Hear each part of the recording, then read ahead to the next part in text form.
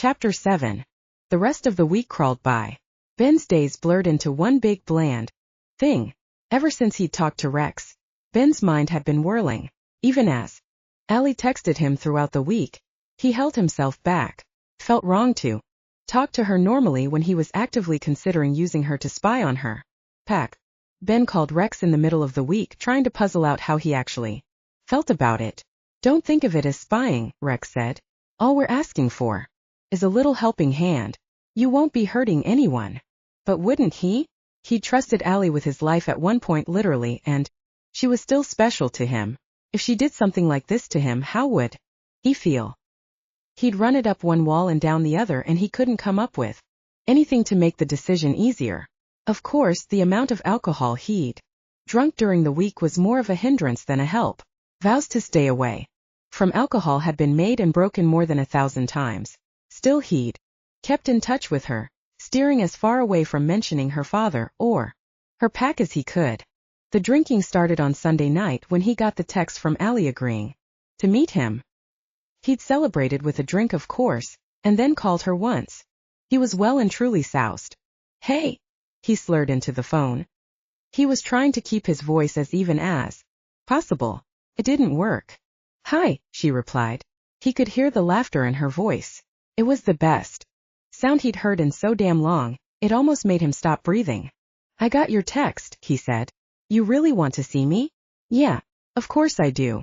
Her voice sounded smooth as silk. That is if you actually meant to ask me. You seem to be drunk more often than not lately. That's unfair, he said. I'm just letting off some steam. A couple of drinks never hurt anybody. Yeah, but this is more than a couple, isn't it? Come on. Let's not fight, he said. Even though her voice when she was mad was insanely sexy. Tell me about your day. Well, it's Sunday, so I'm anticipating all the fires I'll have to put out at work that tend to wait for the weekend to crop up. And I had to deal with that Darius guy again. What happened? He heard her heave a sigh. I saw him at my parents' house tonight. Your parents invited him up there? Don't they know that he's a creep? Another sigh. Yeah, but he's brought a project to the firm. Typical Andre. He'd been the same way when Ben had been in Sanguine. Nothing would ever stand in the way of his own agenda, not even his family. Allie'd written to him about the Darius guy before, and he didn't like any of what she'd been telling him. The guy was more than a run-of-the-mill creep. Protectiveness crept up in his stomach whenever he heard Darius's name. So tell me about dinner, he said, trying to clamp down on the instinct to get angry. It was just the alcohol talking anyway. It wasn't her fault. Well, a run-of-the-mill dinner with the folks, so I was expecting the usual awkwardness and booze and maybe a passive-aggressive argument or two. Instead, I'm greeted by this Darius creep and Nicholas Vetanen. He's the new alpha, right? Yeah, if you can call him new after 10 years. But yeah, they were all there. And Darius was in fine creepy form. Are you okay? I'm fine, she said. I got out of there minimally creeped out. Are you sure? I can make sure the guy suffers for it, Ben said. There was no way some frog-like creep would make Allie uncomfortable with no repercussions. Nah, it's fine, she replied. I got it. If it ever gets out of hand, I'll let you know. You'd better. He lay down on the couch with the phone pressed to his ear. I like hearing you talk, he said. Talk some more. They spent the entire night talking about work, life and everything in between. Even though he tried not to, it was hard to avoid asking her questions about the pack and pack politics and the conflicts that his father had told him about. When he went to bed that night, he got one of the best nights of sleep he'd ever had. The week finally ground to a halt. Saturday night was supposed to be the reward for making it through a week of work, disgruntled customers and chaotic children.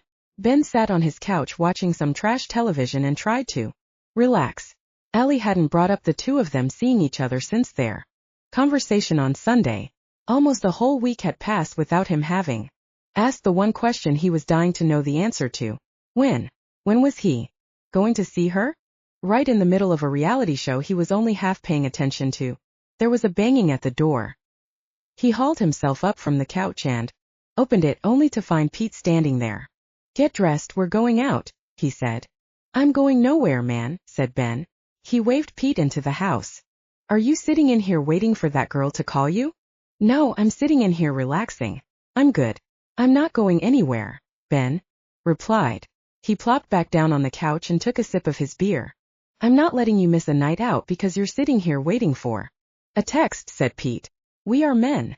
He jumped in front of the television and posed like Superman. We must go out. We must get drunk. We must get laid. Ben laughed, watching his clown of a friend. Listen, man. I didn't say I didn't want to go out ever again. I'm just saying maybe we should take a break from clubbing every single weekend. Do something constructive. That doesn't sound like you, said Pete. It's her, isn't it? She's been infecting you with the responsibility talk. You know you own a business, right? Responsibility shouldn't be a dirty word. To you, Ben replied. Yeah, well, I leave my responsibility at work where it belongs. Ben looked back at the television. If he was really honest with himself, there was no reason that he had to sit at home and wait for Allie to make the first move, especially when he was scared that he would say the wrong thing anyway.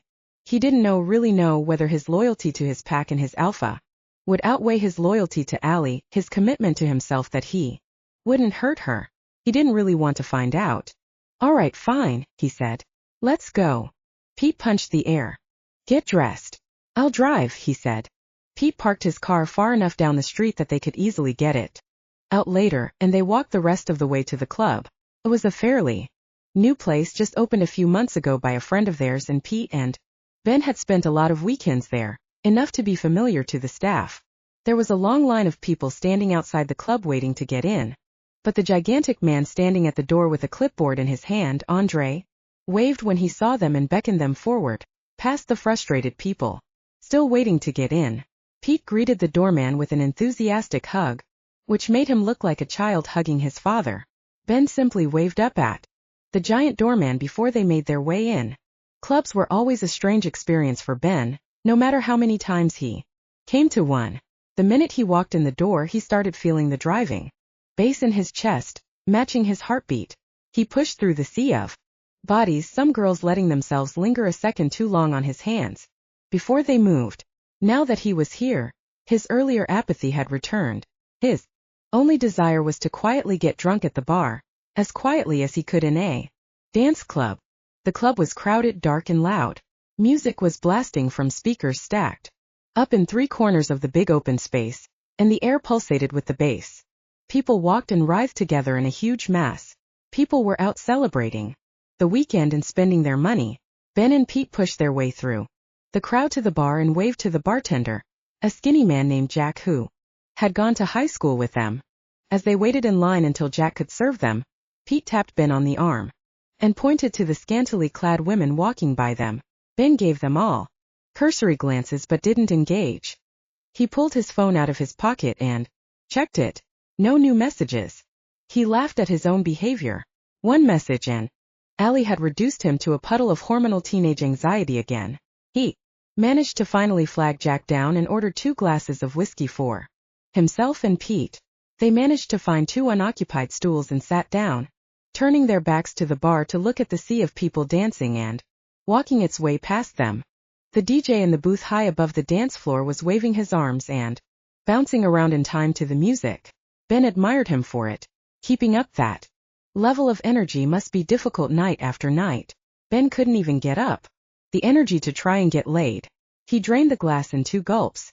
Pete looked at him with one eyebrow raised, before shrugging and going back to searching for a possible conquest for the evening. Ben couldn't help tapping his foot along with the beat. There were beautiful women in colorful short skirts and dresses everywhere, and a few of them had noticed him by the bar. Living as a wolf in a society of normal humans wasn't as much of a challenge as it had been in years past. Assimilation was no longer seen as a threat to the existence of the species, and wolves had been successful at finding a place in the human world over the last 150 years or so. But there were certain things that set wolves apart from humans. One of those things was what Pete called literal animal magnetism. Pete tapped Ben on the shoulder. They're picking up what you're putting down, he yelled in Ben's ear. Ben smiled and looked over the group of women. They certainly looked like they were interested in more than just staring matches in a dance club. But appreciative of their beauty as he was, Ben was not in the mood to do anything about it. So he took to surveying the club. People watching was one of his favorite parts of going out. Every type of human behavior was present in a place like this. People who were desperate for attention, people who were wishing to be anywhere else in the world, the aggressive, the sad, the pathetic. Everyone felt safe becoming their innermost selves in the safety of a dark club. There were definitely women who might be a good prospect for a one-night stand. He could smell the pheromones in the air. Perk of being a werewolf. He thought and tried to ignore the pungent cocktail. He was engrossed in watching the people around him when he realized that there was a distinctly female presence next to him. He turned to look at the woman standing next to him. She was almost his height, although he didn't know how much of it was her and how much was her high-heeled shoes. She was admittedly beautiful, large eyes, plump lips, curves to kill for. She noticed him looking and smiled. "Hi," she said. He saw it more than he heard it over the loud music, and he couldn't help smiling back. She had already had a few drinks, judging by the look of her hooded eyes and easy smile. Someone on her other side jostled her, and she grabbed Ben's arm for support, slightly more exaggerated than necessary. She grabbed the drink the bartender put in front of her and leaned up to talk in Ben's ear. "How are you doing?" she said. Her speech was slightly slurred. Ben grinned down at her. "I'm fine. How are you?" he replied. The girl smiled even wider and pressed herself even closer to him to talk right in his ear. She mumbled something to him that he couldn't catch, although one of the words sounded something like home. He smiled at her but shook his head, trying to indicate that she should repeat it. She looked disappointed and immediately dropped his arm and tottered away. Probably for the best, he thought. She was too drunk for her own good. He kept looking around. The whiskey was working its magic. He felt a lot more relaxed, the stress of the day melting away. He hadn't checked his phone for a message from Allie in almost an hour, and he felt strangely proud of himself. Moving on was hard to do, but maybe he could actually do it this time. All of a sudden, two women caught his eye. They were sitting in the roped-off VIP area at a high round table so that only one of them was facing him. The one whose back was to him had long dark hair and pale skin that was set off to perfection by the dark blue or green dress she was wearing. He couldn't tell in the dark. The other one had short red hair and a wide smile, her eyes crinkled so much as she laughed that they almost shut. Ben felt his pulse start to quicken and the hairs on the back of his neck stand up. Something about those two girls out of everyone in the club was forcing his instincts into overdrive. He couldn't see them well through the haze of the smoke machine and the to and fro movement of people on the dance floor, but he could have sworn that he knew them. The one with the red hair noticed him first. She smiled a little at him and then nudged her friend, leaning in close to whisper something to her. The one with the dark hair shook her head, and her shoulders started to shake like she was laughing. The redhead joined in with the laughter and kept nudging her friend, her eyes darting over to Ben. The long-haired one shook her head one more time before turning in her chair to face him. Ben nearly dropped his glass. His heart started to race and he felt his knees getting weak. A face he hadn't seen in 10 years. Allie. Allie was in the club. Why? How could she possibly have ended up in the same place as him? Of all the places in the entire state of New York, how come she was right here? His thoughts raced through his mind in a blur of confusion. Happiness, longing, sorrow, and every other emotion he was capable of feeling. She didn't recognize him right away, maybe because she wasn't wearing her glasses, more probably because he looked a mess. He saw the moment the penny dropped. Her face betrayed her thoughts, just as expressive as it had ever been. He could tell she was just as confused as he was. He carefully set his glass down on the bar before his shaking hands dropped, and then stood up. She mirrored his actions, standing up from her chair and carefully making her way through the crowd towards him. They came closer and closer to each other through the music, the smoke, and the people, and Ben couldn't help but laugh at the sheer absurdity and pure cheese of the whole situation. Allie smiled at him, saying something that may have been, "Hey."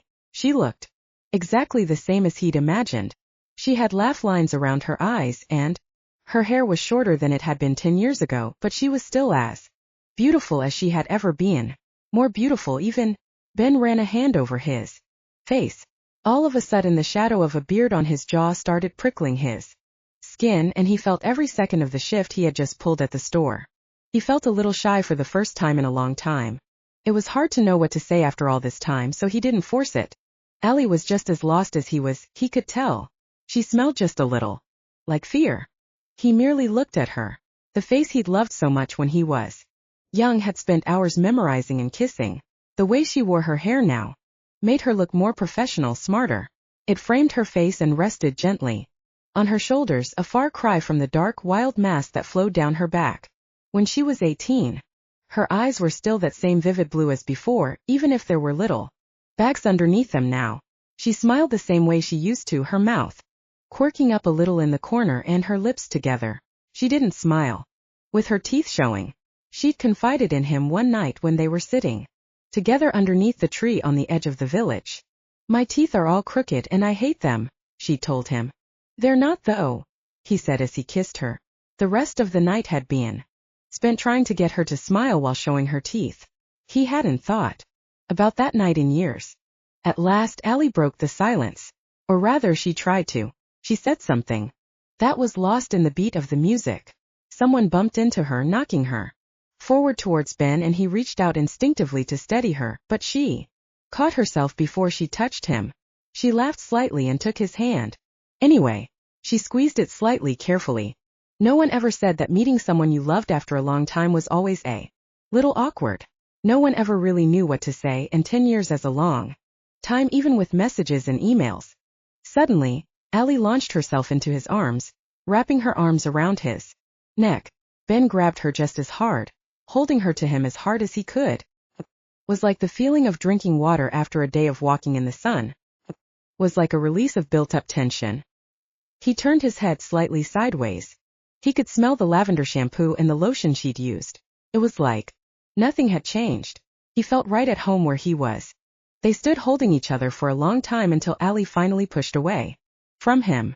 She tried to say something, but it disappeared into the booming bass playing around them. Instead, she grabbed his hand as she motioned to him to go outside. Her friend was still sitting at the table and was eyeing the two of them suspiciously. Ben tried to get a closer look at her. She seemed familiar too, but he couldn't quite place her in the dark. He didn't spend too much time trying to figure it out though, because Allie's hand was in his and she was taking him somewhere, and he couldn't remember ever being this happy in his life. They walked together further into the back of the club, near the bathrooms, towards a door he vaguely remembered seeing before, marked exit. Every other time he'd been there, it was with one or more women, and he had been drunk. Allie marched purposefully to the door and opened it, dragging him through it with her into the alley. The door closed behind them, muffling the music and chatter from inside the club. As confident as she had been before, she was just as shy now, turning her back to him for a moment as she wrapped her arms around herself. She looked adorable. He rubbed the back of his head as he thought of what to say. "I didn't even get a chance to say hi before," he said. Allie chuckled and turned around to face him. "I know. I'm so rude dragging you into an alley. I'm sorry." "Hi," Ben replied. He was smiling so widely he felt a little foolish. "It's so good to see you, Ben," she said. Even in the darkness of the alley, he was struck by just how beautiful she was. It wasn't the first time he'd thought that, and he had a feeling it wouldn't be the last. They fell silent, each on one side of the alley looking at their first love. "You stopped messaging me," Allie said finally. "You were so good earlier this week. What happened to you?" Ben felt his cheeks flush. "Yeah, I'm sorry about that. Work and life. Stuff got busy," he trailed off. "Yeah, sure, I believe you. And last year my cherry tree grew lemons," she said, smiling. "Stop busting my balls," he said, chuckling. "It's not like you've been the best about keeping in touch either. It's only lately that you've gotten a bit better about it." Her eyes widened. "Excuse me. Who is always the first one to send a message?" She closed the distance between them and punched him in the arm. Ben pretended to flinch away and held his hands up. Okay, I'm sorry," he said. He stroked her arms, feeling the goosebumps that rose on her skin. It was good to know that he was having just as much of an effect on her as she was having on him. Even in heels, she was still short enough that she had to tilt her head up to him to look him in the eye. "How've you been anyway?" she said, pulling back from him. "I've been good. Keeping busy with the store," he answered. "You?" "Well, my dad is still my dad. she said. So that should tell you everything. You need to know right there. Still the same old Andre, huh? Yep. Irascible and controlling. But he's family. What can I say? Andre had almost been the death of Ben and Allie's relationship 10 years ago. The man was Ivan's right-hand man, the calming influence on a completely crazy werewolf. But he was also a man deeply rooted in tradition. He wouldn't accept his daughter being in love with someone from another pack, let alone someone from the Fell pack. He would sooner have seen Ben dead. He'd long suspected that Andre had been behind some of the more humiliating tasks Ivan had set Ben to prove himself. There was a ledge on the wall behind him, so he sat down and patted the brick beside him. Allie rolled her eyes, but she sat next to him anyway. You've not been letting him step all over you this week, have you? He asked. Allie nudged him gently. No. He's upset with me, but no, I'm not letting him dictate things quite as much anymore. It's been a week, but change doesn't really suit my father. You remember that, I think. Yeah. Good that you're not letting him get to you. You always used to sell yourself short when it came to that man, Ben replied. What about you? How's your family doing? She asked. Old man's the same. Still stubborn as an ass. And Mom is still hanging in there as usual, he replied. They both fell quiet again. There was just so much he wanted to say to her, he didn't know where to start. Instead, they'd lapsed into small talk, and there was so much that he wanted to say. Listen, Allie, he started, but she shook her head. You don't have to say anything, Ben, she said. Really? We're good. She looked up at him with shining eyes. It really is good to see you. I really missed you. He put his arm around her shoulder and pulled her to him. It was like finding something again that had been lost for years. His body had a realization of, oh, there you are. Finally, that one little piece of the universe was back in the void it had left. He held her tightly as she slipped an arm around. There was still way too much to say to each other, but for a moment Ben felt comfortable that maybe it didn't need to be said right now. They sat together for a long time, each enjoying company they never thought they'd have again. Finally, Ben straightened up and Allie shifted away from him. We should probably get back inside, right? She asked. I don't want the last sight my friend had of me to be of me dragging a strange man to an alley behind a club. True, said Ben. They'd probably think you were the murderer. Everyone saw you grab me back there. Allie stood up from the wall and held her hand out to help him up. Firstly, I didn't grab you, she said. And secondly, I must begrudgingly admit that you're right. I could totally take you. Ben laughed. You got meaner over the last 10 years, you know, he replied. Nah, just more truthful.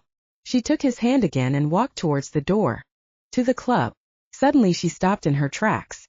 I dragged you out of a club just to sit here and hug and stuff? We are so lame. You're a grown woman. You shouldn't be saying words like lame, Ben said. I'm glad you dragged me out. Silence fell around them again, but this time it was different than before. Ben let his eyes roam over her body. She'd grown into her knees since the last time he'd seen her.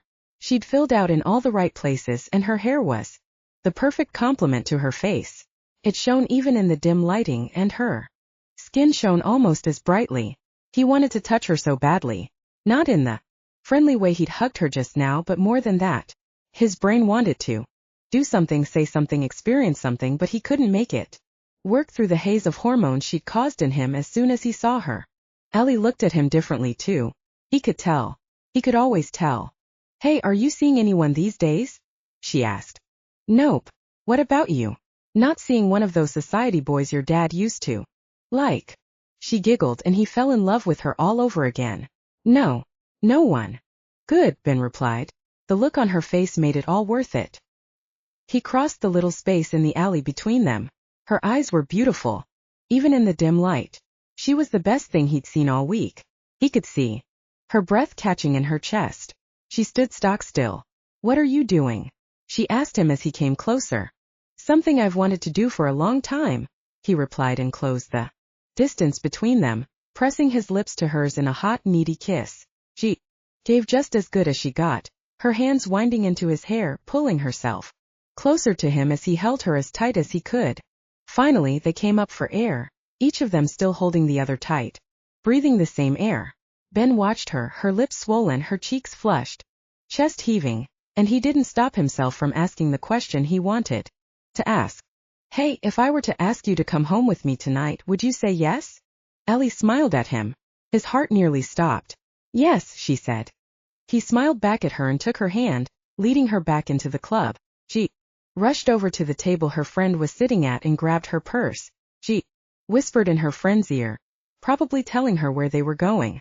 Her friend started wildly gesticulating, probably telling Allie that it was a bad idea to go home with someone from a club and all those other things. Responsible friends told each other. There was something vaguely familiar about her, Ben thought. He'd probably met her during his stint in Sanguine. He wasn't about to think about it too much. There were more important things to think about, like the fact that Allie was smiling as she walked back to him, and was grabbing his hand and dragging him out of the club. He couldn't see Pete anywhere. That was okay. There was a line of cabs waiting outside the club. He all but ran to get into one. Hey, what's the rush? Said Allie as he pulled her along. I just don't want you to change your mind, he said. She laughed again and his stomach did that delicious flip-flopping thing. I promise I'm not about to change my mind, she said. A moment 10 years in the making, he said. Allie looked at him out the side of her eye. Good to know, she said. What? You apparently also get poetic when you drink. He held the door of the cab open for her. You're going to pay for that remark, he said. She winked at him. Promise. Allie curled up against him as the cab wound its way home to Fell, and Ben felt himself restricting his breathing, so frightened of disturbing her, it was as though a butterfly had landed on the tip of his nose, and he was trying to hold his breath to avoid scaring it away. This all still felt like a dream. Maybe that was why he was so frightened of moving too quickly. If he woke up alone in his bed right now, his heart would probably shatter in his chest. But they reached his house, and she curled her fingertips through his again as he led her up to the door, the moonlight shining on her hair. His heart drummed fiercely in his chest as she looked around his home. Thank God he was in the habit of keeping it neat. He'd have died if he'd brought her home to a mess. Did she like it? Did she approve of him? Had she realized she'd made a terrible mistake in coming home with him? He could hardly maintain a facade of ease as they chatted about his house. And then suddenly she was close to him. After some joke or other she'd made about leaving her shoes in the hallway. And all he could think about was closing the remaining space between them and never letting go again. Kissing her felt like being knocked over by a wave. It was familiar, achingly sweet and familiar in a way that even 10 years of one-night stands hadn't been quite able to erase. He knew the minute their lips met that he'd been hung up on this feeling for a decade. Every attempt to drown the memories in booze or sleep deprivation had been a failure, but at the same time it was different. She was stronger now, more confident. When she kissed him, her hands moving through his hair and roaming over his back, he could feel the maturity that hadn't been there when they'd first gotten to know each other. It was wonderful. She was wonderful, even more wonderful now than she had been when they were both teenagers, fumbling and unsure but desperately deeply in love with one another. Thank God lack of experience wasn't a problem for him anymore. Before he knew it, her dexterous fingertips had shifted around to his front, and his shirt was gone. He made a noise of protest, tugging at the neckline of her dress. Even as he kissed her hard, touching her shoulders, tracing a pattern down her spine, placing a hand in the gorgeous curve of her lower back, and laughing. A little giddily, she tore the dress over her head, interrupting their kiss. For only a heartbeat before she was back in his arms, the warmth of her bare skin buzzing like electricity against his. Ben half lifted her in his arms and carried her towards the bedroom, and she laughed with delight as he pressed her to the wall in the hallway, her legs curling neatly around his waist and drawing him to her. Somehow his jeans were halfway down. He blinked down at them, confused and dizzy. Where had his belt gone? And when he looked up, there the missing item was dangling from one of her manicured hands. Her eyes were gleaming in the low light, and in that moment, she was so impossibly sexy he almost stopped breathing. What are you going to do with that? He asked, voice low and hoarse. She pressed her chest against his, and he buried his face in her neck, pressing kisses against the muscle where her neck met her shoulder, and without even knowing he was moving, he carried her to his bedroom, kicking off his jeans. As they went, You should pick those up, Allie breathed into his ear in a mocking imitation of what he'd said to her earlier about her shoes. Are you going to make me? With surprising strength he felt her roll them over until she was on top of him, her gorgeous legs on either side of his torso and her hands planted firmly on his chest, holding him still. He raised his hands in mock surrender, a smile playing around his lips, then gently reached up to caress her hips, stroking his fingertips along the parts of her body he remembered being sensitive. Incredible how it all came back, the memories he tried to erase, like the way her eyelids would flutter shut when he traced his fingertips along the back of her rib cage, and smoothly, much more smoothly than he'd ever managed it back in their teenage days. He unclasped her bra and sent it flying across the room. She gazed down at him, a smile playing around her lips, and he felt a pang of fear that he'd overstepped. Was that too far? Allie rolled her eyes at him, and the gesture was so perfectly her that he felt tears threaten to well up in his eyes. It was really her. After all this time, after he'd expected her to have forgotten about him, moved on, established an amazing life without him, here she was with him in his bed. He leaned up to kiss her, sweet and gentle, and while she was distracted by that, he reversed their positions, extracting a surprised and extremely cute little squeak from her when she realized she was flat on her back again and he was pressing kisses down her body, from her throat to her chest to her stomach. Hey, he whispered, easing her panties down and letting the heat of his breath touch the edges of her lips. Do you have to be anywhere early tomorrow? Nope, she whispered back, propping herself up on her elbows impossibly beautiful spread out on his bed before him. Good, he murmured, because I have plans that will take at least until dawn. She shuddered, arching her back as he teased her with his breath and the gentlest probing of his tongue. Prove it. Well, he didn't need to be asked twice. It had been a long time since their innocent beginnings when they'd had to make up in passion for what they lacked in experience, and Ben had done his fair share of practicing this particular skill. Every woman's body was different, of course, but there were certain patterns of movement that were pretty reliable in drawing certain responses. He liked to be scientific about it. The women he'd slept with may have complained that he was emotionally distant or that he never called them again, but the one thing none of them had ever claimed or would ever claim was that he was a selfish or inattentive lover. It was, in fact, one of his most carefully polished skills. But it had been a long time since he'd been with Allie. This was more or less like going down on a stranger, at least in terms of what he knew about what she liked, so he set about it with great care, listening closely to the way her breathing shifted and the sound she made as he explored her body with his tongue. There was a little bit of animal instinct involved too, and he couldn't help but smile to himself as, again and again, his instincts proved right. Her breathing grew ragged, and she had more and more difficulty suppressing the sound she made as he brought her closer and closer to the edge, her hands in his hair, encouraging him deeper into her folds. And right when he could feel that she was about to crash over the edge, she sat up, gasping for breath, and pulled his head up. Still panting, she kissed him hard, her hands moving down his body to find him achingly hard and ready for her. And he groaned and shut his eyes as her hand curled around his shaft, exerting the perfect amount of pressure. Not too fast to bring him too close, too early, not too slow to frustrate him. He kissed her hard, desperate, all of a sudden overcome by impatience.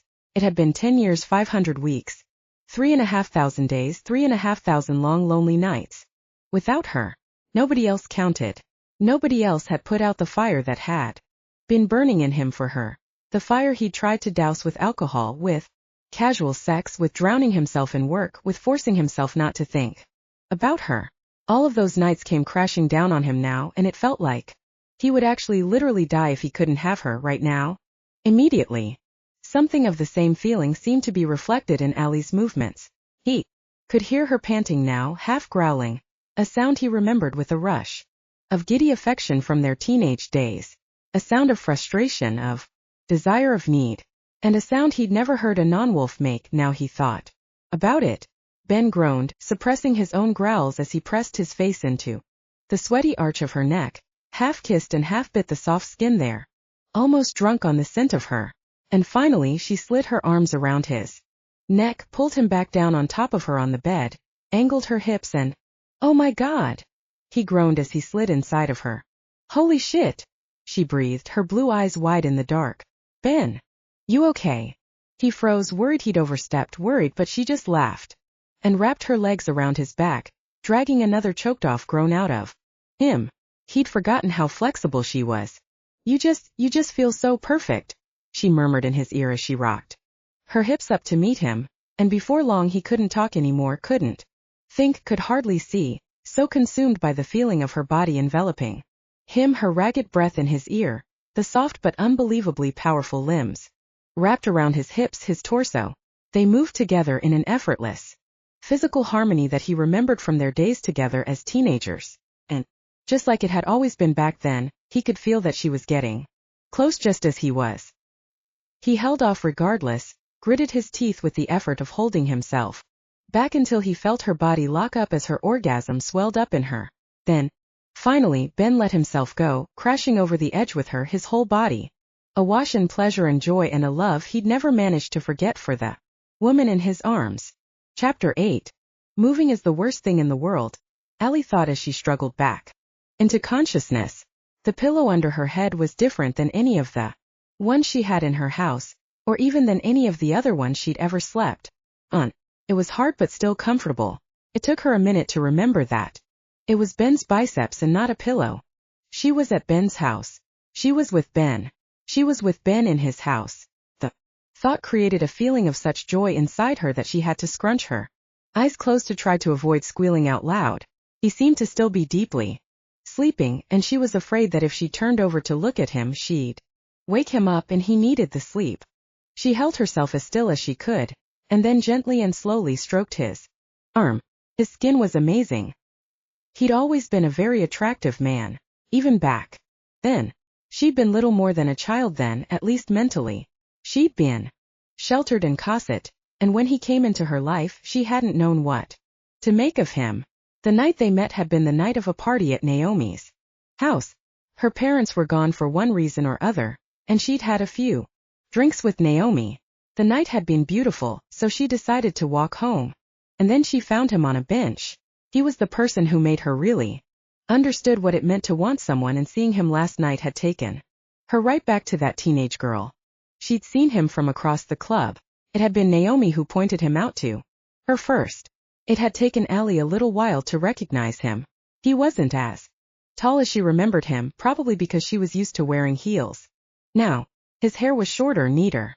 He carried himself with more self-assurance than before. He was, in every sense of the word, a man. Hey, she'd said. Not a bad way to start a conversation, but talking to someone in person you haven't seen for 10 years didn't really leave much room for conversational maneuvering. She felt tongue-tied and feverish, plus embarrassed that all she could summon to say to the man who'd been the love of her life was a few little drips of small talk. There was so much to say. She'd started to say something, but the club was so loud and crowded that there was no chance he'd hear her. She'd been to the club with Naomi and her friends a few times, so she knew where the exit was. Dragging someone forcefully out of an exit was not her usual style, but these circumstances were special. Ben was special. He was just as nervous as she was, she could see that. He leaned against the wall in the alley, trying to seem nonchalant, but he picked at his fingernails. And even when his hands were hanging at his sides, he rubbed the nail on his thumb with the nail on his index finger. She had first noticed it a couple of days after he came to Sanguine. It was one of those things that you only notice on people when you let yourself zone out, like suddenly noticing someone dancing to music in their head when they're waiting in line at the store. They'd been in her bedroom the first time she'd noticed it on Ben. He was exhausted from whatever it was Ivan had him doing, and her parents were thankfully not home.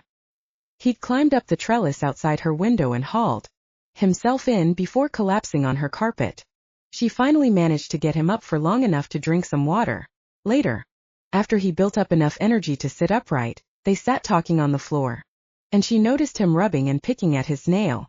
"What are you doing?" she'd asked him. "Sorry. Nervous habit," he said, before crossing his arms over his chest and tucking his hands in tight. She'd smiled, more to herself than at him. He looked so vulnerable and small at that moment. He wasn't, of course, and she knew that. Someone who ran away from the place they'd known their entire life. To join a rival pack was not someone who could ever be termed small. She took care of him as much as she could, iced his bruises, made sure he ate. He was staying at Ivan's manor, but whenever he got the chance, he came up to see her. She liked being able to take care of him, even when her father warned her to stay away from the new boy in town. Seeing him in that club, looking so self-assured, strong, healthy and solid, made her feel all kinds of things that were confusing and strange, but she didn't really want to figure out what exactly they meant. This time, she was just going to go with it. No overthinking. Standing there in the alley when he hugged her, held her hand and talked to her stomach flipped around so much that she could barely string two words together. She'd known there was something more than friendship between them. Still, even after all this time and despite all the reassurances to herself and to Naomi that she wasn't hung up on a man she hadn't seen for 10 years. He reached for her and asked her to go home with him, and she'd said yes, without even a second thought. He bundled her into a cab, took her home and made love to her all night long. And now she was lying here in his bed, and she couldn't be happier. Ben was still fast asleep, so she let herself think back to the night they'd just spent together. The cab ride was tense, not awkward, just full of expectation. The bravado and banter of their conversation in the alley were almost completely gone now, and they rode in silence for the most part. He hadn't let go of her hand since they got into the cab, and she didn't want him to. They held on for dear life, both his and her knuckles white like they were afraid that if they let go it would all disappear. It was quite a way to his house, but even at night it was a beautiful drive. The buildings became more and more scarce and were replaced with trees and sparkling stars in the sky. At some point he'd moved her so she was leaning on him, her head on his shoulder. She didn't know how it happened, she was just really happy that it had. She stroked his hand with hers and just enjoyed the ride. It was like nothing she'd ever experienced before. For all their faults, her parents had made sure she was never deprived of anything, so this feeling of having something taken away only to suddenly have it given back again, it was something else. The thing was, she knew better than most how changeable life was. She wasn't going to overthink this time. She was going to enjoy every minute of the time she would spend with him. Once they got to his house, she found that the frantic, nervous energy from before was back. He'd let her through the door first like a gentleman and turned on the hall light to reveal a house that looked like it came right out of an architectural magazine. It wasn't a very large house, very compact, actually, but everything was in place and color coordinated. Compared to the explosion of color and eclectic styles in her own house, it was almost staged. "You've got such a nice place," she commented. She was really curious about the rest of the house, looking at how nice the living room and hallway looked. "You don't need to sound so surprised," he said. "Actually, yes I do," she replied. "I knew you back in the day, remember? You were kind of a slob." He poked her in the waist and made her jump. "I was a teenager and you don't have a single leg to stand on. I've been in your bedroom." "Fine. I accept that you've grown up. But I might need to see more proof." She dropped her purse on the floor and kicked her shoes off, then turned around and looped her arms around his neck. Ben looked down. "You should pick those up," he said, tightening his arms around her waist and pulling her closer to him. It was probably the booze that made her say, "Are you going to make me?" They dropped a trail of clothes on the way to the bedroom and fell back into the same groove they'd left off 10 years ago. It was like no time at all had passed. He still knew all the right places to touch her. They fit together like puzzle pieces. He picked her up, and she wound her legs around his waist, pulling him in as close as she could get him. They had so much time to make up for. He tangled her hair in his hands as they kissed, a mess of lips, tongues, teeth and breath, flowing from her to him and back again.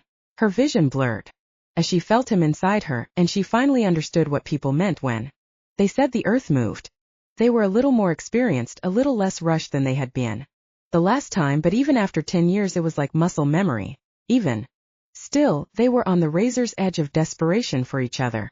Finally, a couple of hours before the sun came up, they'd fallen asleep so close that in her half-sleeping state, she couldn't tell where her body ended and his body began. His leg was thrown over hers even as she rested her head on his arm. She still remembered the first time they'd slept together. It had been just as urgent, just as heated.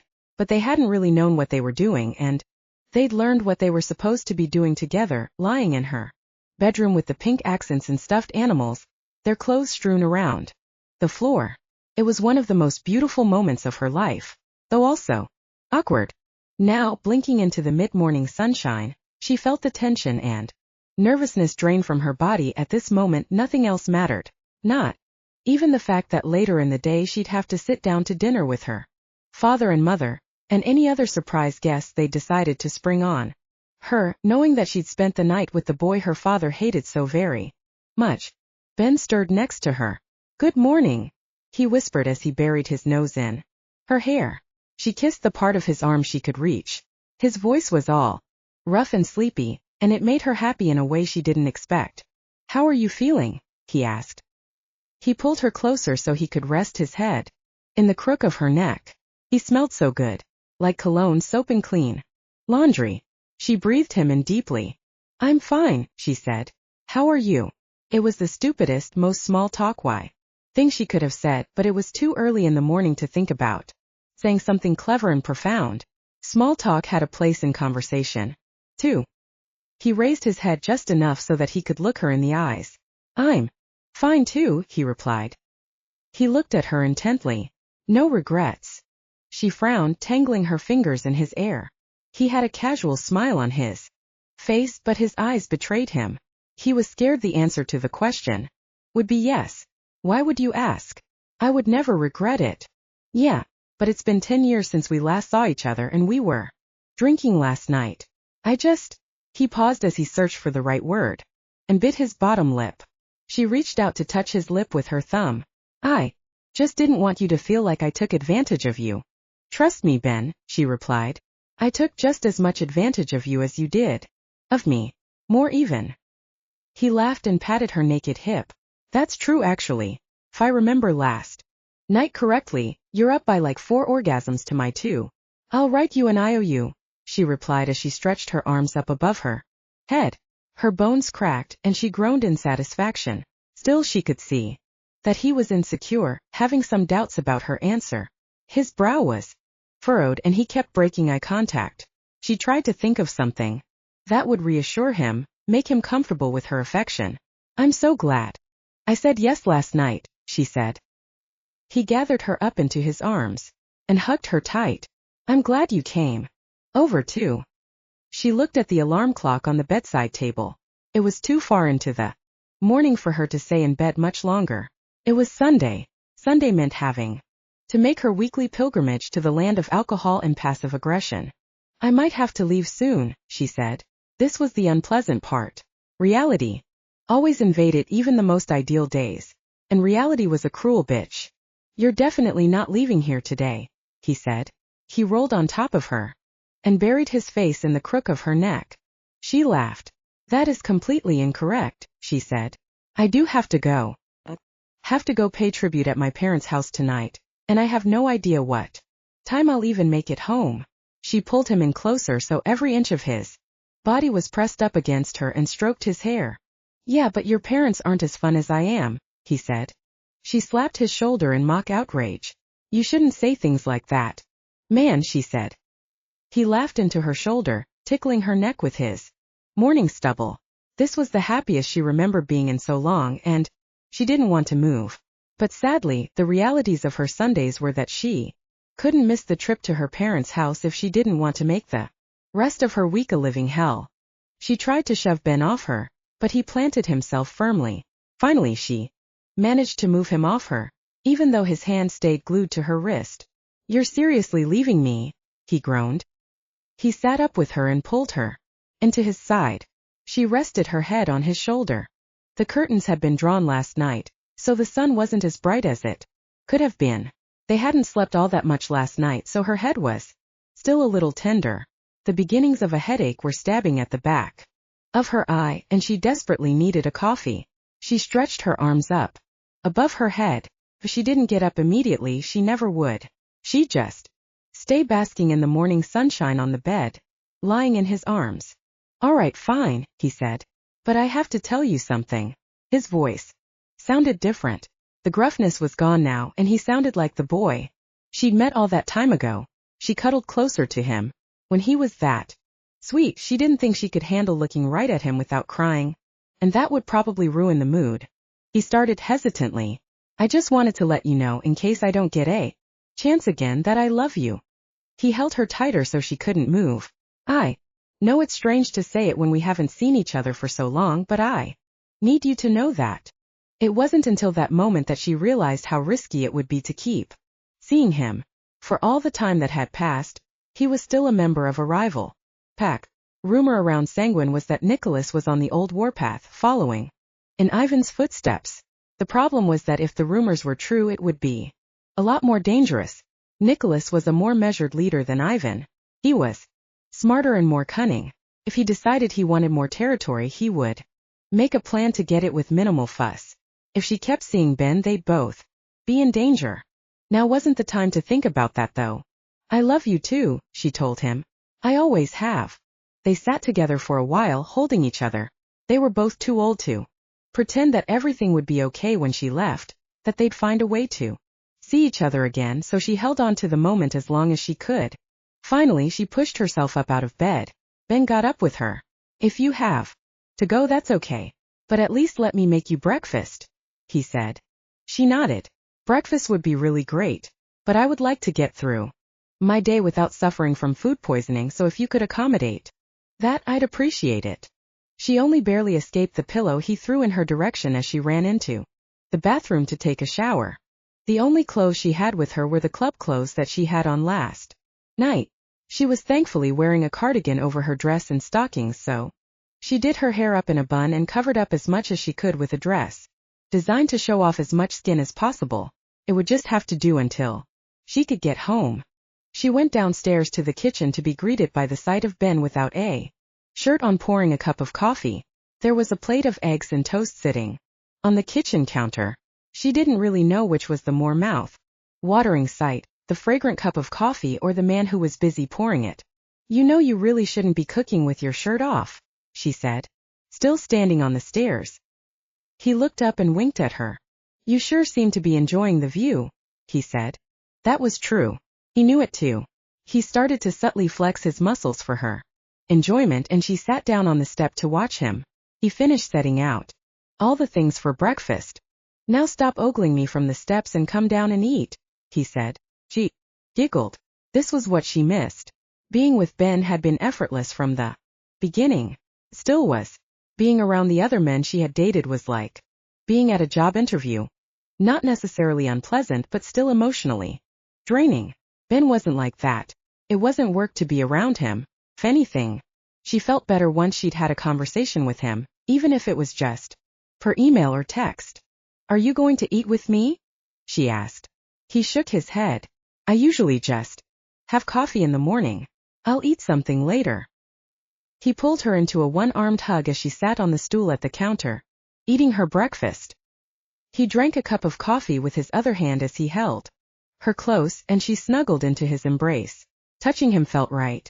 It was an amazing thing, after only letting herself think of it in small doses for the past few years, to finally know again what his skin felt like and what his beard felt like on her skin as they kissed. They sat together in the kitchen for a long time, even after she finished her breakfast. They didn't talk about anything important, just the daily inanities that fill in the holes of conversation between two people. Just didn't feel inane. Finally, Allie got up to leave. She called a cab and it pulled up outside, the driver honking the horn. She had a long drive ahead of her and not that much time until she had to leave for her parents' house. You really have to leave right now? He asked as she collected her purse and her shoes. Yeah. If I miss dinner tonight, there'll be hell to pay, she said. She reached up and pulled his head down for a kiss, this one deeper and more tender than their first kiss last night. There wasn't as much of a rush this time now that she knew what she was missing. She pulled away from him and hugged him close. I'll call you tonight, she whispered. You'd better. He kissed the top of her head and escorted her to the door. She waved at him through the window of the cab until she couldn't see him anymore.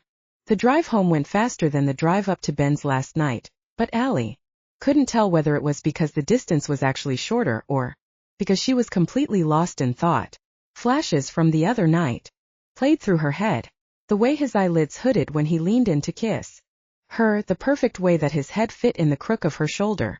Something had happened to her in the time between last night and now. She felt different, or rather more like herself. She hadn't known it until she saw him last night, but she'd been in a state of tension. Of course, when she told him how he made her feel, he'd launched into a tirade of innuendo that would have made 18-year-old Allie blush tomato red. Her mood quickly soured when she got out of the cab in front of her house. Her father's car was parked in the drive. There was no sign of the man himself, which meant that he was probably waiting inside. He'd bullied her into giving him a key for emergencies. He hardly ever used it, but even just knowing that he had it made her uncomfortable. It wasn't out of any kind of concern. She knew that for sure. It was out of a desire to control his adult daughter. If he was waiting for her in her house though, the shit must have really started hitting the fan. He usually expected her to come to him. She pulled her cardigan closed over her chest and crossed her arms to hold it in place. He wouldn't say anything about it to her outright, of course, but his only child wearing a skimpy dress and stiletto heels after having been out all night would create the disapproving face to end all disapproving faces. She took a deep breath. "Allie, you are a grown woman," she whispered to herself. He couldn't intimidate her if she didn't let him. She all but ran up the steps to the house before she lost her nerve. He was waiting for her in the living room, perched on the edge of the armchair, near the window. He was looking around at the rest of the house with an expression of complete disdain on his face. It wasn't the pristine shrine to taste that her mother would have preferred her to live in, but it was more of a home to Allie than anywhere had ever been. "Good afternoon, Alexandra," he said as she came in. He stood up from the couch. Always the gentleman was Allie Galkin. "Good afternoon, Father," she said. She took her time putting her purse away and placing her keys on the hook in the hallway. "To what do I owe the pleasure?" "I came to speak to you about your project at work," he said. "But apparently, you have other things on your mind." "What are you talking about?" she asked. She went to the couch and sat down. If she was going to get a dressing down, she was at least going to be comfortable. "Well, clearly you haven't been home all night, and I can only assume that you've been drinking. You certainly don't look like you're in any shape to have a discussion with your father." He used his finger to indicate her outfit. "I don't see how that should be a problem for you," she replied. "I'm fine to talk about work if that's what you want to do." She hadn't ever talked to him like this before, and she quite liked it. Andre, however, did not. He wrinkled his nose at her. "Darius and Nicholas will be joining us for dinner again, and they have something that they would like to discuss with us," he said. "And I fully expect you to behave better than you did last week." She laughed, confused. "What did I do wrong last week?" she asked. "Darius is our most important client, Alexandra. No matter what you think of him personally, you cannot allow yourself to be anything but polite to him. Last week you barely spoke to him, you refused to look him in the eye. Your mother and I thought we should talk to you about it. Make sure it doesn't happen again." "I wasn't rude to him," she said. "If anything, he was rude to me. I'm his project manager. There is no reason that he should try to touch me or try to insinuate things." "Alexandra, I am not looking for an argument. I am telling you this for a reason. Whatever Darius wants, he should get." "What, including your own daughter?" Andre stood up to leave. He smoothed down his tie as he looked around the room. His critical gaze came to land on his daughter, and he could barely disguise his disappointment. "Don't be ridiculous. You understand what I'm trying to tell you. Now you will come to dinner and conduct yourself properly. Not every family in the village has the honor of dining with the alpha," he said. He looked her up and down.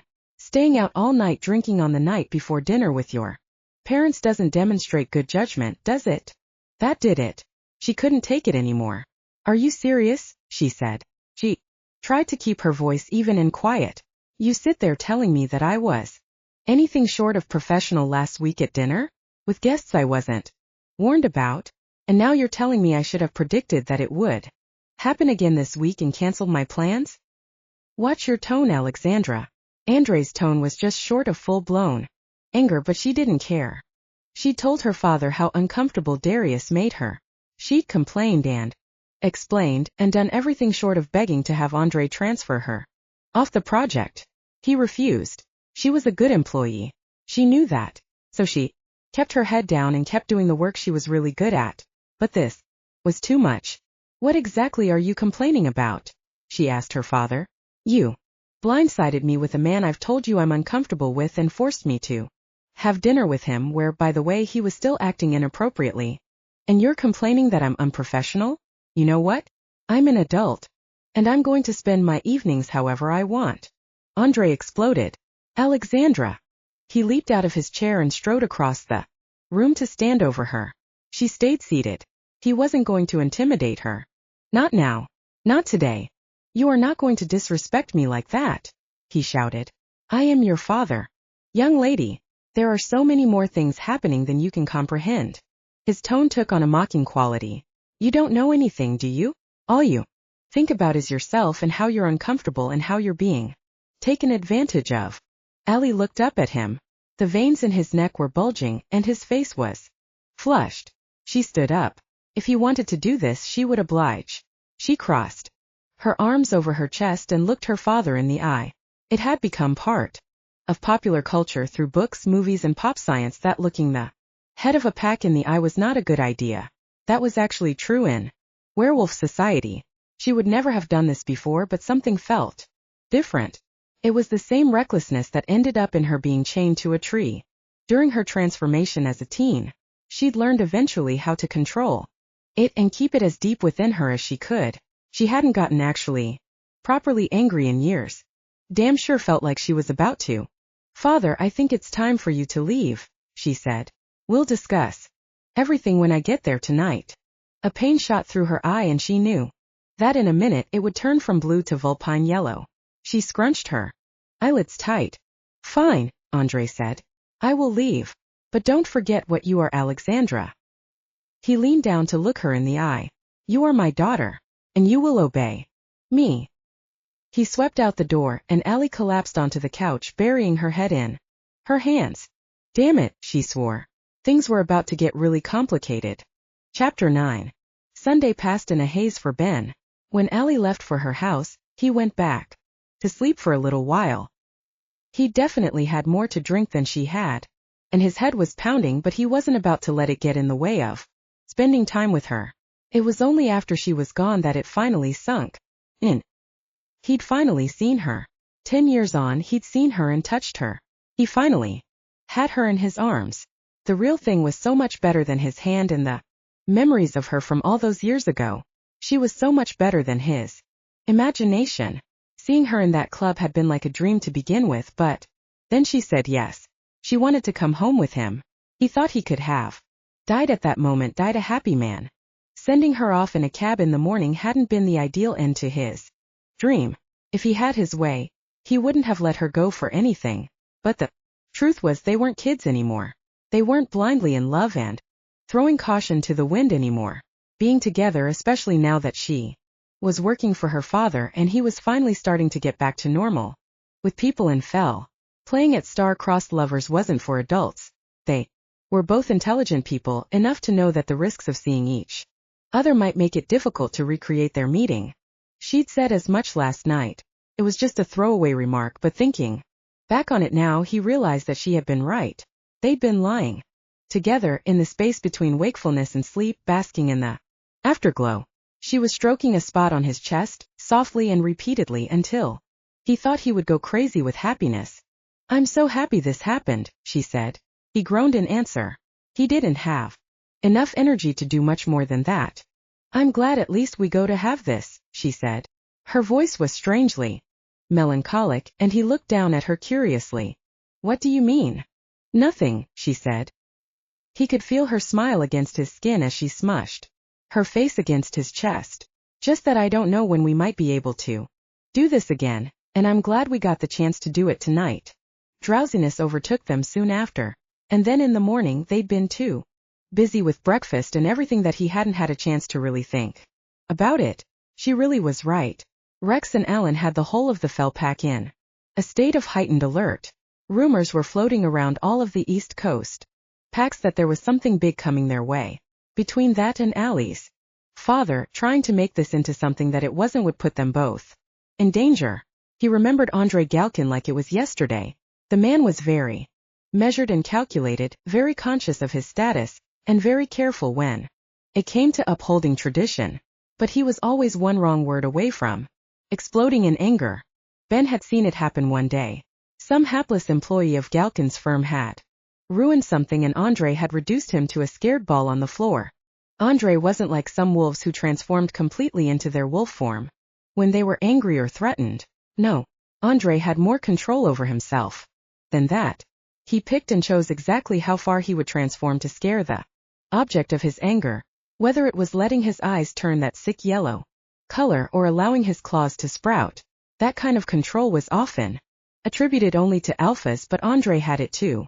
Ben was lying in bed reliving his favorite moments from last night when his phone rang. It was Rex.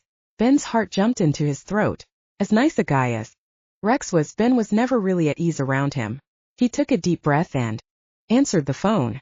"Good morning, Rex." "Good morning, Ben," said Rex. Ben turned the speaker volume down on the call. "How are you doing today?" "I'm fine, thank you. How are you?" said Rex. He hoped his voice didn't betray any kind of fear. The last thing he wanted was for Rex to hear his nerves in his voice and think he was some kind of scared kid. "I'm fine, thanks. Listen, I wanted to invite you to a meeting today," he said. "I'm getting together with some of the village elders this afternoon, and I want you to come too." Ben was confused. It was common knowledge that the pack elders regularly met and talked about pack business, but they never really invited regular people to join them. "It would be an honor," he said, "but I don't really understand why you want me to be there." "I wanted to chat with you about the thing I brought up the other day," Rex said, sounding a little hesitant. "There have been some developments." "What developments?" "Just come to the meeting and we'll talk about it," said Rex. "Be at my house this afternoon at 3. "All right. Thank you. I'll be there," said Ben and got off the phone. This was an unexpected development. Since he'd asked for Ben's help, Rex hadn't mentioned their conversation at all. In fact, Ben had started to relax a little. Ben took a shower and finally had some food. His stomach was feeling a little more settled than it had in the morning, possibly because Allie wasn't around him. Whenever she looked at him in a certain way, it made his stomach do flip-flops, and between that and a hangover, breakfast had been completely impossible. Once he was dressed, fed, and properly caffeinated again, he called Pete. "Hey man, where did you go?" said Pete as soon as he answered the phone. "Hello to you too, Pete," said Ben. "Sorry about that. I met someone." "Yeah, I noticed. Who was she anyway?" "I'll tell you, but you have to swear not to fly off the handle," said Ben. Pete was the only person who knew his whole story with Allie, and he had made it fairly clear that he wasn't happy about the fact that Ben couldn't move on. "I was with Allie." "Allie? Allie like the girl in that terrible village? What the hell was she doing there last night?" "She was with a friend," replied Ben. "Don't overreact. We had a good time. Just called in case you were wondering where I went. I mean, I knew you left with a girl, but I thought it might have been the hottie who hit on you at the bar." "Nope. It was Allie." Pete huffed. "Fine. At least you got it out of your system, right?" Ben laughed. "That's one way to put it. How was your night?" "Well, I met this really hot redhead, but she decided that she wasn't good enough for me in the end." "Meaning you got shot down," said Ben. "Listen, I just wanted to make sure you survived." "Yes, I did, and so did you, and I'm slightly disappointed you didn't bag the hottie, but still," said Pete. Ben heard a pinging in his ear that indicated that he had another call coming in. "I gotta go, man," said Ben. "I'll call you later." "Yeah, sure you will," said Pete before he ended the call. Ben flipped to the other call. A female voice on the other line said, "Hi, handsome." It was Allie. He smiled to himself. "Hey, beautiful," he said. "Did you get home safely?" "Yeah, I did. Thanks. I wish I were still with you, though." He could hear something like frustration in her voice. "Why? The thought of dinner with your parents is losing its charm," he joked. She laughed, but the sound in her voice wasn't genuine, which didn't sit right with him. "Are you okay?" "My dad was waiting for me at home when I got here," she replied. That feeling of protectiveness he'd had before welled up in his chest again. "What happened? Are you okay?" "Yeah, I'm good." He was just complaining about how I was unprofessional and rude at dinner last week. Remember I told you he invited Nicholas and Darius to dinner without giving me a heads up? Yeah, I remember. So he really wants the frogman on his side, huh? She stifled a giggle with a huff. Darius was such a creep and I tried to get through it with some kind of cool, but oh my god, I just couldn't. And now I have my dad on my case saying I was rude and unwelcoming and whatever. If it had been just Nicholas I'd have been fine, but why did he have to invite Darius? Baby, I'm so sorry, Ben said. That shouldn't have happened. Your father is a jerk. I'm just so frustrated right now. The man just doesn't hear anything I say. He's so far up Nicholas and Darius' collective asses he can't see that he's hurting people. Not that he'd care anyway. But how do you ignore your own family telling you that something isn't right with a guy? It's literally what I was born to do. I'm good at reading people and this guy is bad news, I can feel it. Yeah, your dad's an idiot, Ben said. What did he want you to do? Thank Darius for being such an insufferable creep to you. I think that was the idea actually, she said. You did the right thing. You didn't make a scene and you kept your cool. You handled it much better than I would have if I'd been there. She laughed. Would you have been my knight in shining armor? He fell quiet. He could hear her breathing. I hate that I can't be there to protect you, he said. I'm just glad you're here at all. On the phone or text or something. You're one of my best friends, you know? Yeah. He was touched beyond measure at the words. Hey, did you call your friend from the club last night? Tell her that you weren't murdered. She laughed. Ben, it was Naomi who was with me last night. You didn't recognize her. Naomi? Naomi, who used to hate me and threaten to kill me if I hurt you. That Naomi? Man, she sure changed, he said. Has she? I guess I didn't really notice because I see her so often. Yeah. God, Naomi. I used to curse her ass for being bitchy. Allie let out a belly laugh. Just wait till I tell her what you said. Makes it even better knowing what she said about you. Ben laughed too, more out of happiness that Allie was finally laughing than anything else. What did she say? Nothing. She just cast some aspersions toward your personality, your masculinity, and your intelligence. Good old Naomi. Good to know that her personality hasn't changed. Allie sighed. I just wish I knew what the hell was going on, she said. Her voice was heavy again, laden with sadness and frustration. This frog guy just comes out of the blue and has my father and Nicholas wrapped around his little finger. What the hell could he possibly be doing for them? They spend so much time with their heads together in little meetings. Something just doesn't sit right with me, she said. Honey, don't worry about it. You have enough going on without having to deal with hypotheticals too, he said. You just have to focus on getting through dinner with your parents. You can tackle the rest of it in the morning. Okay, she said. Thank you, Ben. She fell silent again. I should probably get going. I have to get dressed and then head out there. Call me when you get back, he said. Allie, I love you. I love you too. Time had flown. He and Allie had woken up really late anyway, and after he finished talking to Allie and Pete and finished zoning out on the couch, he had just enough time to gather his things, leave the house and make the drive up to the Blake Manor. Ben was nervous enough about being at the meeting without being late too. He was one of the first to get to the manor. It was his car, Rex's car, and Alan's car in the driveway. Good, he thought.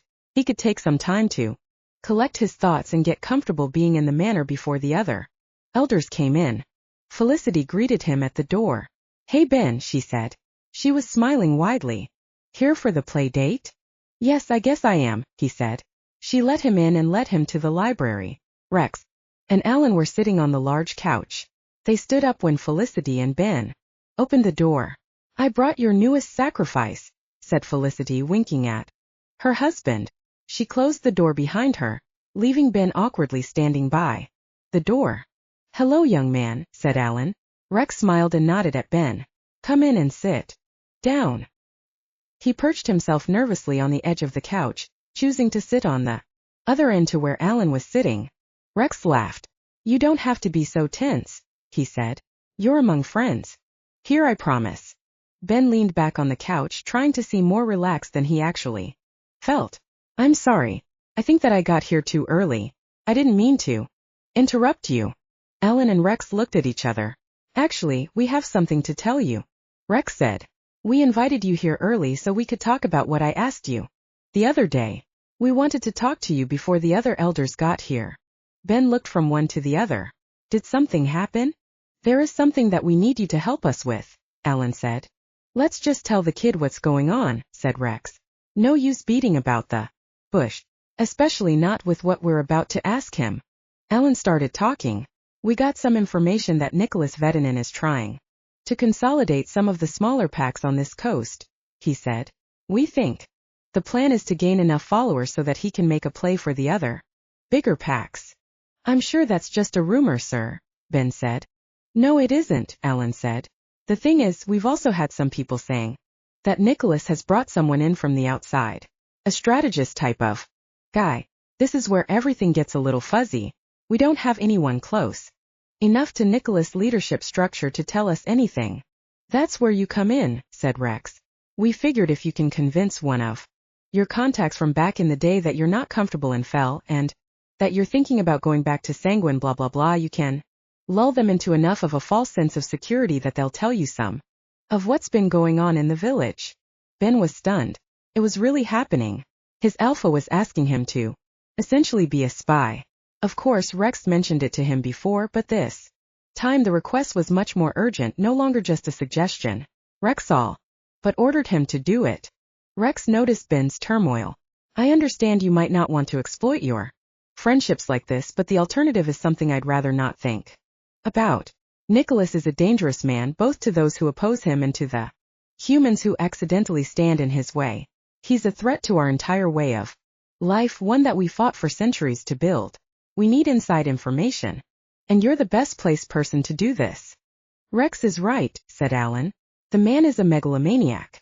He's gone on record saying that he thinks humans should be moved to reservations and the wolf population should be allowed to take over their homelands. He also thinks that he's the man who can bring all the wolf packs in America under his control. And woe betide anyone who thinks otherwise. If I agree to this, Alan interrupted him. If is not the word we're looking for right now. Would I have to reveal the name of the person I talked to? No, you wouldn't, said Rex. Look, we don't want to hurt anyone. We just want to keep everyone safe. Ben didn't want to do it. He really didn't want to do it. Using the closest relationship in his life for the benefit of his pack was the worst thing he could think of doing. Even thinking about it was like tainting the memory of his and Allie's relationship. But on the other hand, didn't he have a responsibility to do everything in his power to protect people? The humans around them had never interfered in the wolves' way of life. In fact, over the past 100 years or so, they'd reached a state of détente. Of course, once in a while a crazy wolf like Ivan would come along spouting all kinds of nonsense about how wolves should take over where the humans had failed and how they were superior and all kinds of nonsense. Ben took a deep breath. I spoke to my friend the other day, he said. Apparently, there's a new guy in Sanguine, a man by the name of Darius Antonov. My friend says he'd bad news. Something about the guy is off. Nicholas and Allie Galkin, one of the pack elders, have been meeting frequently. Maybe that's something. Rex and Alan both looked satisfied at the news. I think that might be something, said Rex. We'll look into it and let you know if we need any more information. Rex wandered over to the drinks cart and poured a large whiskey. He handed Ben the glass. You're doing the right thing, he said. It's a win-win. No one's going to get hurt, and you'll be helping a lot of people. I hope so, said Ben. He drained half the glass in one go. I really hope so. Rex sat down across from Ben and Alan. You know, you don't really have to sit through the meeting if you don't want to, Rex said. I think it would be good for you, though. Give you a chance to see where you can contribute. What do you think? Ben thought about it. Making a contribution to the pack was all he could ask for. He wanted to help the pack, be of use to Fel and its people. The problem was that he didn't want to lose Allie again. But it wasn't exactly betrayal, was it? He wasn't using her for information. The information was just incidental to their relationship. He wouldn't pump her for information. But if she mentioned something, why couldn't he use it to help his pack? That would be okay if there were really lives on the line, right? He finished the rest of his scotch. Thank you, I think I'll stay, he told Rex. Excellent, said Rex. He clinked his glass against Ben's. I'm glad we'll be working together.